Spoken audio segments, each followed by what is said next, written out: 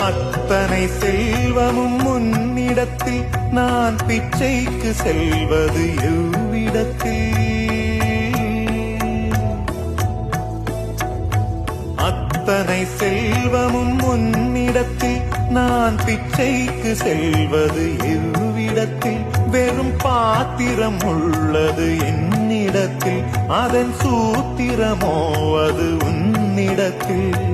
ஒரு முறையா இருமுறையா பல முறை பல பிறப்பெடுக்க வைத்தாய். புதுவினையா பழவினையா கணம் கணம் தினம் என்னை குடிக்க வைத்தாய். பொருளுக்கு அலைந்திடும் பொருளற்ற வாழ்க்கையும் துரத்துதே. உன் அருள் அருள் அருள் என்று அலைகின்ற மனம் இன்று பிதற்றுதே.